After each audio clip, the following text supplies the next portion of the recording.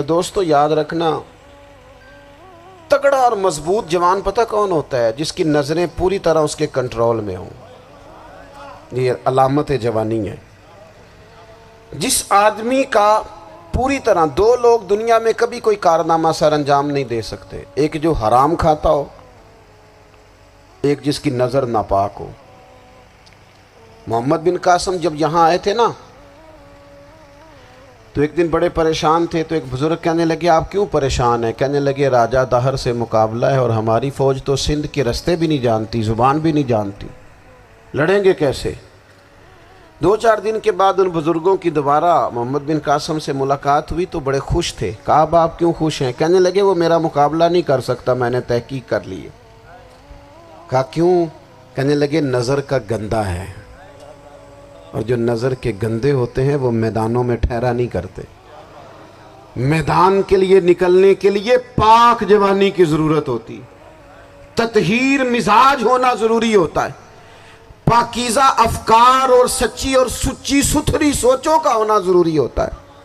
اس لیے فرمایا کہ میرا مقابلہ نہیں کر سکتا۔ حضرت عبداللہ ابن حذافہ کمرے میں تھے تو وزیر کی بیٹی اندر سجی سنوری پہنچ گئی۔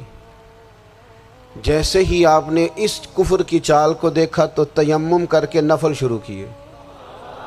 وہ ساری رات بیٹھی رہی، رب کا بندہ ساری رات عبادت کرتا رہا۔ عبادت بڑا سہارا ہے، مصلی بڑا سہارا ہے اللہ کے بندوں۔ صبح دروازہ کھولا، وزیر نے اپنی بچی سے پوچھنا چاہتا تھا رزلٹ کیا نکلا، تو وہ کہنے لگی پیچھے ہٹ جا، اب تیرا میرا تعلق کوئی نہیں، میں نے نبی پاک کا کلمہ پڑھ لیا۔ اس نے کہا میں نے بھی زمانہ دیکھا ہے، پر یہ کیا لوگ ہیں، کستوری کے بنے ہوئے، سندل سے دھلے ہوئے، کہ میں ساری رات کمرے میں رہی اور 100 اور 1000 آدمی جس جوان کا مقابلہ نہ کر سکے، اتنا طاقتور جوان کمرے میں رہا اور اسے نظر اٹھا کے نہ دیکھا۔ او کچا رنگ للاری والا جڑا چڑھدا تے لیندا رہندا ہے، اے عشق تیرے دا رنگ محمد چڑھیا پھر نہیں لیندا۔ میں نے کہا ایک دفعہ نظر اٹھا کے نہیں دیکھا، کمال ہو گئی۔ اتنے بڑے لوگ، اتنی بڑی سعادت مندی، فیروز بختی، معاملہ فہمی حد ہو گئی۔ اللہ اکبر۔ دوستو بادشاہ جب پوری طرح ہار گیا نا، اس نے کہا مار دو۔ تیل گرم کیا ایک کڑاہی میں، اور جب آپ کو اس میں ڈالنے لگے تو آپ کی آنکھوں میں آنسو آ گئے۔ بادشاہ کا خیال ہوا شاید نرم ہو گئے ہیں، کہنے لگا روئے کیوں؟ فرمانے لگے سوچتا ہوں جان ہی ایک ہے، کتنا مزہ ہے اس کی راہ میں جان دینے کا، کتنی لذت ہے اس کے نام پر مرنے میں، کتنا لطف ہے۔ جے تو چڑھیا اتے دار بھی نہیں، تے جے تو وکیا عشق بازار بھی نہیں، تے ایڈا سستا سودا پیار بھی نہیں، تے ایڈا سستا لبدا یار بھی نہیں۔ کئی جنگل گانے پیندے نہیں، کئی دوزخ لنگنے پیندے نہیں، جے وہ اس ملوں بھی مل جاوے، ایدوں سستا ہور بپار بھی نہیں۔ تے کچھ سمجھ نہ آوے لوکانوں وہ کادے نال شہید کرے، ڈٹھی یار دے ہاتھ تلوار بھی نہیں، پر او دا خالی جاندہ وار بھی نہیں۔ کہنے لگے ایک جان ہے نا، تو دل کرتا ہے ہزاروں ہوتی تو ایک ایک کر کے محبوب کے نام پہ قربان کرتا، جب میرے پاس ہے ہی ایک، کروں کیا؟ حضرت عبداللہ ابن حذافہ رضی اللہ تعالیٰ عنہ جب روئے اور بادشاہ نے یہ بات سنی تو بادشاہ اٹھ کے کھڑا ہو گیا، سارے وزیروں مشیروں کو کہنے لگا تم نے کہا تھا نا بندہ ضائع کرنے والا نہیں، یہ بھی ضائع کرنے والا نہیں۔ کہنے لگا میرا ماتھا چومو، تم جیسے لوگوں کو قتل نہیں کرنا چاہیے، آزاد کرنا چاہیے۔ عزیز اپنی زندگی سے نا یہ بہت زیادہ ہرس، ہوس، طمع، اور یہ کسی بات کی بھی ہو، ہرس صرف پیسوں کی نہیں ہوتی ہے، شہرت کی بھی ہوتی ہے،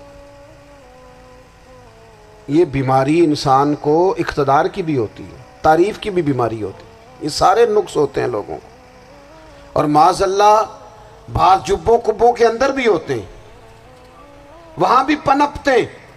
اپنی زندگی جب تک اس سادگی میں نہیں لاؤ گے جو رسول پاک نے عطا فرمائی ہے، جب لوگ آسانیوں میں پوری طرح الجھ گئے تو پھر وہ دور ہوئے اور کفر چڑھ گیا۔ دوسری بات، اللہ کے محبوب صلی اللہ تعالی علیہ وسلم کی محبت ہم سے تقاضا کرتی ہے کہ ہم اس مشن کے لیے کام کریں جس مشن کے لیے رسول پاک نے کام فرمایا ہے۔ ہم سارے کام بڑے مضبوطی سے، سوچ سمجھ کے، تدبر سے، حکمت سے، تقاضوں کو مد نظر رکھتے ہوئے کرتے ہیں۔ سارے کام، دین کے کام میں ہمارا مزاج نہیں ہوتا۔ او ہو جائے گا جی، آپ بسم اللہ پڑھیں جی، شروع کریں جی۔ آپ تقاضوں کو سمجھیں، چیزوں کو دبائیں نہیں، چیزوں پر غور کریں۔ کسی کے ذہن کی سطح پر سوال ابھرتا ہے، اس کا تسلی بخش جواب دیں۔ اپنی زندگی میں دین کے کام کے لیے اپنے آپ کو وقف کریں، اور دین کے کام کے بہت سارے پہلو ہیں۔ ہزاروں لوگوں کو قرآن پاک ٹھیک پڑھنا نہیں آتا، ہزارہ لوگ ہیں جو قرآن مجید کے مطالب سے آگاہ نہیں ہیں، دین کی بنیادی ضروریات سے لوگ نابلد ہیں۔ میں آپ کو کس طرح یہ بات سمجھاؤں کہ ہزاروں کی تعداد میں طلاقیں اس لیے ہوتی ہیں کہ مردوں کو طلاق کے مسئلے نہیں آتے، انہیں پتہ نہیں ہے کہ مجھے حقوق زوجین کے معاملے میں کیسے چلنا ہے۔ ڈھیر سارے گھروں میں تباہی اس لیے ہے کہ تربیت اولاد کا دینی منہج ہمیں نہیں پتا۔ اپنا حصہ ملائیں دین کے کام میں۔ ایک آدمی کو اگر تو نمازی کرنے میں کامیاب ہو گیا، تیری زندگی بدل گئی۔ وہ دین بیزار لوگ جو ہمارے بیچ بیٹھ کے ہماری نوجوان نسل کو پگڑی اور داڑھی کا نام لے کے بنیادی طور پر دین سے دور کرتے ہیں، ایسے نوجوانوں کو دین کا پیغام محبت دے کر دین کے قریب کرنا ہماری ڈیوٹیوں کا حصہ ہے۔ ہمیں ذمہ داری کا احساس کرنا پڑے گا، ہمیں یہ خاص قدم اٹھانا پڑے گا، توجہ دینی پڑے گی۔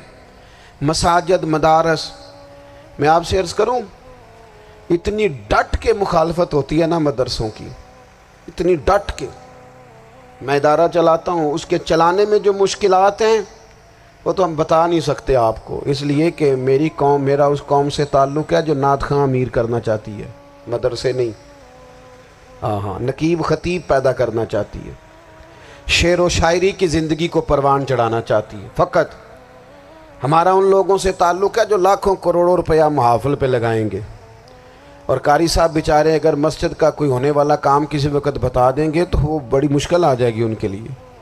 یہ کیسے ہو سکتا ہے، آپ نے یہ ڈیوٹی بتا دی۔ مدارس، اور جتنا اہم رول دین کو پھیلانے میں مدارس اسلامیہ کا ہے، اتنی زبردست، لوگوں کا خیال ہوتا ہے میری طرح کے لوگ شاید کام کرتے ہیں، ڈیوٹی کرتے ہیں۔ یہ 10-15 لوگ آپ کو نظر آتے ہیں جو آپ کو کہیں میڈیا پر یا ادھر ادھر ڈیوٹی کرتے، مخلص لوگ اپنی جگہ پہ، وہ بھی بڑا ہی کام کر رہے ہیں، جو میڈیا پہ آ کے بھی اخلاص سے اور درد دل سے کو دین کی، ان کی بھی کسی بات کی حوصلہ شکنی نہیں۔ لیکن ہزارہ اساتذہ جو مدارس میں بیٹھ کے پڑھاتے ہیں، انہوں نے وہ سارے لوگ تیار، آپ سمجھ نہیں سکتے کتنا بڑا کام۔ حفظ کا استاد جو ہوتا ہے نا، اس کی ڈیوٹی 24 گھنٹے ہوتی ہے، فجر سے پہلے، اور اس نے بچوں کو اٹھانا۔ تنخواہ تو ہم انہیں دینا نہیں نہ چاہتے جی، تنخواہ نہیں دی انہوں نے، ہمیں مولوی امیر نہ ہو جانا۔ مولوی نو تے سوٹ بھی 27ویں والی رات دے عید ہے تاکہ کدھر سوان کے عید والے دن پا نہ لوے، چونکہ 27ویں تو بعد تے درزی پھڑتا ہی کوئی نہیں، کیوں حضرت؟ ایسا ہی ہے نا، اس وقت تو نہیں نہ لیتا۔ تو ہم چاہتے ہیں مولوی ہماری مرضی کے ہماری طرح کا سوٹ نہ پہن لے۔ مدارس کی مضبوطی، آپ یہ دیکھ لیں، یہ صلاح الدین ایوبی کا تعلق بھلا کس چیز سے تھا؟